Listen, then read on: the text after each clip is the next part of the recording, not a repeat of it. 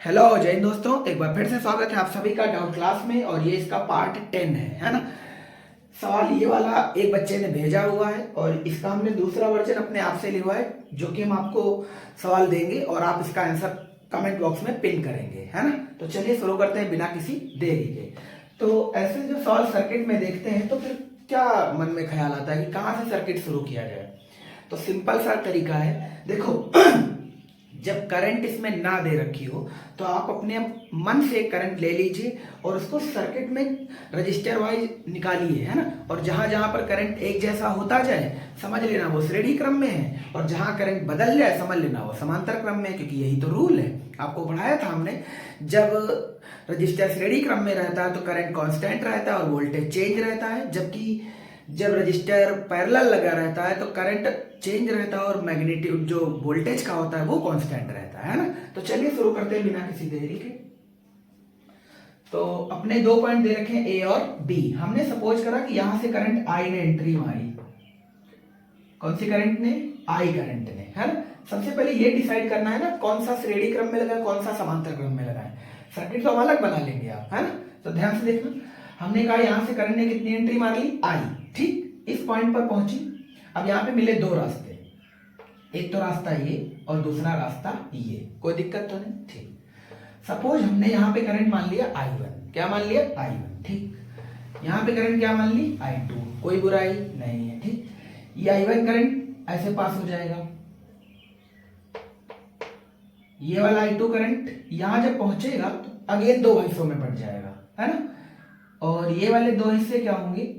मान लेते हैं एक में करंट चला गया I3 और इस वाले में करंट चला गया I4।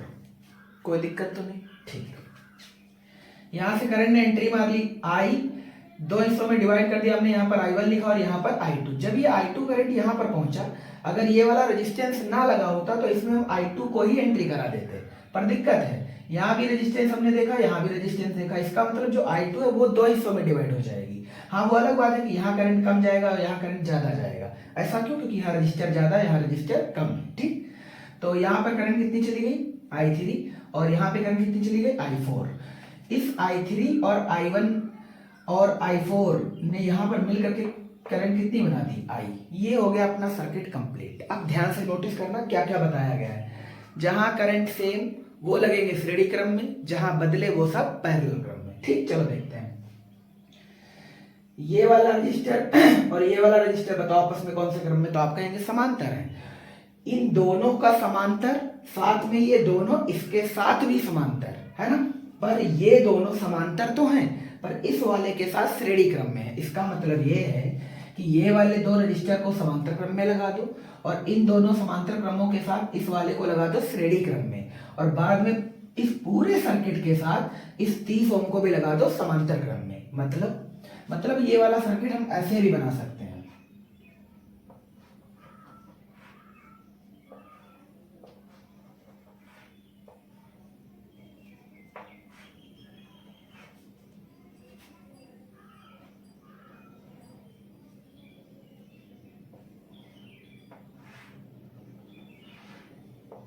कुछ ऐसा। ठीक, ये रहा पॉइंट ए, पॉइंट बी। ये वैल्यू है 3 ओम, ये वैल्यू 6 ओम, 8 ओम और ये वैल्यू 30 ओम। अब बताओ ना, क्या ये वाला सर्किट और ये वाला सर्किट में कुछ सरलता नजर आई आपको? है ना, ये बहुत इजी टर्म में आ गया, जबकि ये थोड़ा देखने में अजीब लग रहा था। तो कोई आफत है नहीं, अब सर्किट को रिप्लेस करना सीख लीजिए, आप सीख जाएंगे न्यूमेरिकल, है ना। तो चलो यहाँ पे बताओ, क्या ये वाले दोनों कौन से क्रम में? समांतर। इनका जो उत्तर आएगा वो इसके साथ कौन से क्रम में लगेगा? वो लगेगा श्रेणी क्रम में। कौन से क्रम में? श्रेणी क्रम में। फिर इस लाइन का जो भी उत्तर आएगा वो इस लाइन के साथ कौन से क्रम में लगेगा? समांतर क्रम में। फाइनल आंसर आ जाएगा। कोई दिक्कत नहीं, चलो शुरू करते हैं। ये 3 और ये 6 कौन से क्रम में? समांतर, है ना। तो हम लिखते हैं यहाँ के रेजिस्टेंस को मान लेते हैं R डैश। क्या मान ले? R dash. इन दोनों का तुल्य 1/3 प्लस 1/6, है ना। आप क्रॉस मल्टीपल करके भी कर सकते हैं। अगर आप यहाँ से R डैश सीधा सीधा निकाल लें तो ऊपर आ जाएगा 3 × 6 और नीचे आ जाएगा 3 + 6, मतलब 18/9 मतलब कि आर डैश का जो वैल्यू आएगा वो 2 आ जाएगा। आर डैश कितना 2, यानी इस वाले बॉक्स का आंसर कितना आ गया 2 ओम। ये वाला 2 ओम इस वाले 8 के साथ लाइन में लगा है, करंट कांस्टेंट है इन दोनों में, मतलब इसका आंसर आ जाएगा 10 ओम। यानी कि अगर हम यहाँ से आर डबल डैश मान लो निकाल लिया, क्या निकाल लिया R double dash. R double dash बराबर लिखेंगे हम लोग R dash plus 8। R dash की वैल्यू निकली है 2 और प्लस में 8 तो श्रेणी क्रम में ही लगाना है, इसका मतलब उत्तर आ गया 10 ओम।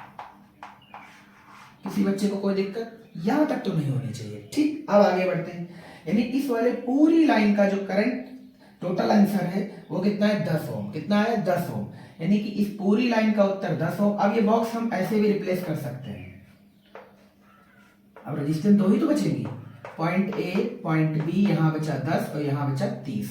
अब बताओ ये आपस में कौन से क्रम में, तो अब तो साफ साफ दिख रहा है पैरेलल। कौन से क्रम में, पैरेलल, मतलब समांतर क्रम में। इसका मतलब हम लिख सकते हैं, अब मुझे ए और बी के बीच निकालना है तो अब कोई रेजिस्टेंस बची नहीं, तो हम सीधा सीधा 1/RAB लिखे रह रहे हैं। जबकि इस 10 की वैल्यू को हमने लिखा है 1/R डबल डैश प्लस 1/30, ये वाला है ना। आर डबल डैश की वैल्यू अभी भी तो लिखी है 10 प्लस में 1/30, ये सब चल रहा है 1/RAB के तुल्य। अच्छा, मुझे फाइंड करना है RAB, तो क्या हम ऊपर गुणा कर दे जैसे यहाँ किया था और नीचे जोड़ दे, है ना। तो ऊपर करते थे गुणा, तो 30 और 10 की गुणा कितनी हो जाएगी 300, और 30 और 10 जुड़ जाएंगे कितना हो जाएगा 40, है ना। तो ये 0 से 0 कैंसिल हो जाएगा, और 30 पर अगर हम 4 का भाग दे देंगे तो 7.5 आ जाएगा। ये अपना फाइनल आंसर है। किसी बच्चे को कोई दिक्कत तो नहीं, ठीक। अब भैया मान लो अगर पूछ देता करंट कितनी है, तो अगर यहाँ पर वोल्टेज दे होता, है ना, तो हम करंट भी निकाल देते, और हम ये भी निकाल के दिखा सकते थे कि I1 कितना है, I3 कितना है, I4 कितना है, सारी करंट को हम फाइंड आउट कर सकते थे।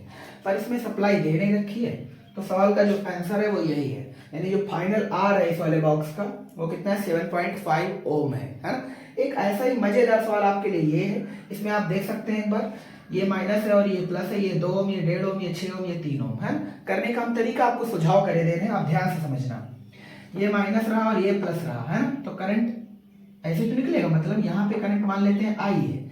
अब यहाँ से जाने के 2 रास्ते हैं, इस वाले में करंट चला गया I1 और इस वाले में चला गया I2, कोई दिक्कत तो नहीं, ठीक। ये वाला जब I2 यहाँ पहुंचा, तो ये वाला I2 जब यहाँ पहुंचेगा तो तुम ध्यान से देखो, तो कुछ करंट इसमें जाएगा और कुछ करंट इसमें जाएगा।